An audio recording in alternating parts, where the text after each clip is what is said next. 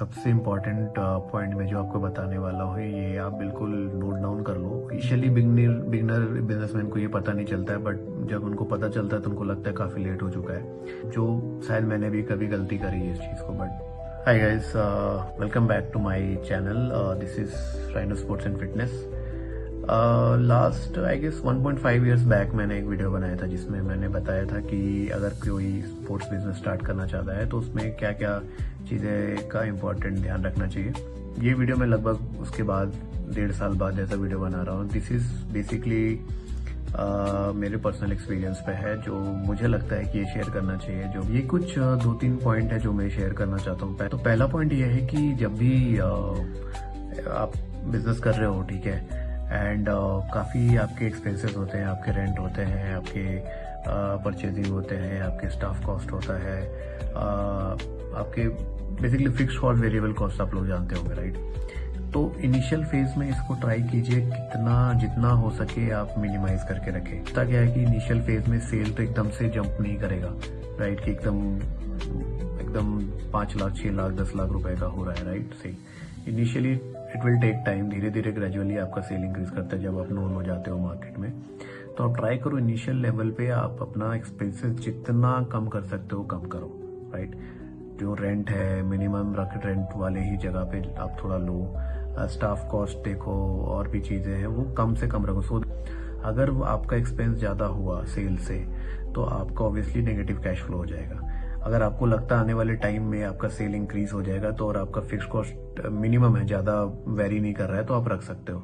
But आप try करो कि सेल इंक्रीज करे और आपका एक्सपेंसेस उससे नीचे रहे। अगर आपका फॉर एग्जांपल सेल है 2 लाख रुपए का महीने का, ठीक है, और आपका एक्सपेंस महीने का है लगभग 10,000 15,000, जो आपके स्टाफ कॉस्ट रेंट वेंट का बात कर रहा हूँ मैं, वो सब मिला के दे दो। तो क्योंकि होता क्या है कि अगर 2 लाख का आप सेल कर रहे हो तो आपका जो नेट प्रॉफिट आएगा हार्डली मान लो 10% में करो तो 20-25 हजार आ रहा है, ठीक है। तो अगर आपका एक्सपेंस ही 30,000 35-40 हजार रुपए है तो आपका तो क्या ही बचेगा। दूसरा पॉइंट है अननेसेसरी लोन्स आप नहीं ले इनिशियल फेज में। थोड़ा सा ट्राई करें कि जो भी आपके सेल से पैसे आ रहे हैं उसी को मैनेज करके आप अपना बिजनेस को रन करें।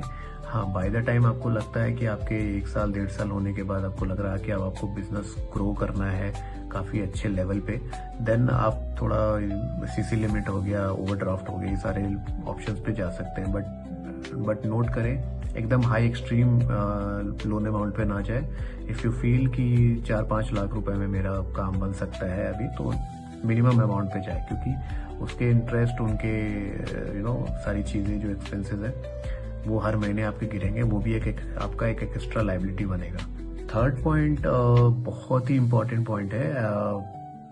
बहुत सारों को लगता है कि जब वो बिजनेस स्टार्ट करते हैं तो उनको लगता है कि धीरे धीरे, क्योंकि इसमें टाइम लगता है, ठीक है, अपने आप हो जाएगा, लोग जानने लगेंगे, धीरे धीरे अपना वो सारी चीजें स्टार्ट हो जाएंगी, बिजनेस आना स्टार्ट हो जाएगा। बट ऐसा नहीं है। आज के डेट में इतना कन्वीनियंट है लोगों के पास कि वो हर तरीके का उनके पास ऑप्शंस है। आपके उनके पास नेट ऑप्शंस है, ऑनलाइन परचेज कर सकते हैं, ऑफलाइन परचेज कर सकते हैं, किसी नोन के पास जाके परचेज करते हैं, उनके पास मल्टीपल ऑप्शंस है। वो आपके पास ही क्यों आएंगे, राइट।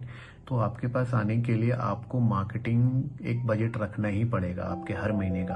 आपको पता होना चाहिए कि इतने पैसे मैं इतने मार्केटिंग में लगूंगा। आप वो चाहे ऐड करो आप इंस्टाग्राम से, चाहे फेसबुक में डालो, चाहे आप पोस्टर्स बनाओ, स्टेटस में डालो, what ever it cost, but आपको एक मार्केटिंग बजट रखना ही पड़ेगा, सो दैट कि आपको बाकी लोगों की तरह ही आपको अप टू डेट रहना है आपके आसपास की जगहों पे, कि हाँ लोग जानते रहे कि हाँ भाई यहाँ एक शॉप है और ये सारी चीजें, ये सामान वगैरह यहाँ मिलता है। एंड यहाँ कुछ नए आइटम्स आते रहते हैं। लोग जनरली क्या करते हैं, कुछ नए आइटम्स आते हैं उसका वीडियो बना देते हैं, सो दैट कि लोग अप टू डेट रहे कि इसके पास ऐसे ऐसे आइटम्स आ रहे हैं, नए आइटम्स आ रहे हैं, तो लोगों को अट्रैक्ट करता है। लोग साथ ही साथ आपके बिजनेस के बारे में लोगों को पता रहता है, अप टू डेट रहता है, तो वो रखना आपके लिए बहुत इंपॉर्टेंट है। लास्ट एंड बट सबसे इम्पॉर्टेंट पॉइंट मैं जो आपको बताने वाला हूँ ये आप बिल्कुल नोट डाउन कर लो, ये बहुत इंपॉर्टेंट है। इनिशियली बिगनर बिजनेसमैन को ये पता नहीं चलता है, बट जब उनको पता चलता है तो उनको लगता है काफी लेट हो चुका है, जो शायद मैंने भी कभी गलती करी है इस चीज को। बट ठीक है, आई थिंक ये पॉइंट आप लोगों के साथ शेयर होना बिल्कुल इंपॉर्टेंट है। होता क्या है कि जो भी आप रेवेन्यू कमा रहे हो, जो भी आप पैसे कमा रहे हो, वो आप अपने, कभी कभी होता है आपकी मंथली कॉस्टिंग होती है, आपके पर्सनल एक्सपेंसेस होते हैं, आपके EMIs होते हैं। तो होता क्या है कि लोग को समझ में नहीं आता, सोचते हैं कि दुकान का जो पैसा आ रहा है उसको उसमें लगा देते हैं, बाद में देखेंगे, अपना चलता रहेगा, जिस तरह अभी तो सही चल रहा है, आगे भी चलता रहेगा। बट ऐसा नहीं है। अगर जहां आपने अपना दुकान का पैसा अपने पर्सनल चीज़ों में लगाना स्टार्ट किया, धीरे धीरे धीरे धीरे कब आपका कैश फ्लो एकदम से हाईली नेगेटिव हो जाएगा, आपको पता भी नहीं चलेगा। तो मैं आपको यही स्ट्रांगली सजेस्ट करूंगा कि जो दुकान का पैसा है, जो आपके बिजनेस का पैसा है, उसको आप सिर्फ बिजनेस में लगाएं, आपको कहीं और नहीं लगाना है।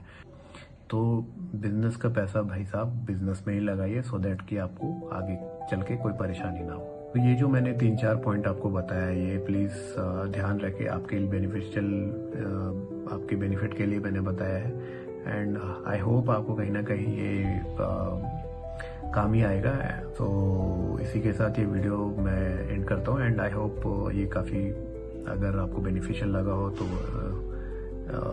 चैनल को सब्सक्राइब और लाइक करके जाइएगा। एंड आपको कोई भी चीज़ें समझ में नहीं आएगी, यार आपको कुछ क्वेश्चंस आ रहे दिमाग में, तो आप कमेंट में डाल सकते हैं, मैं उसका रिप्लाई कर दूंगा आपको। तो इसी के साथ ये वीडियो एंड करते हैं। एंड आई होप आपको ये वीडियो काफ़ी इन्फॉर्मेटिव लगा हो।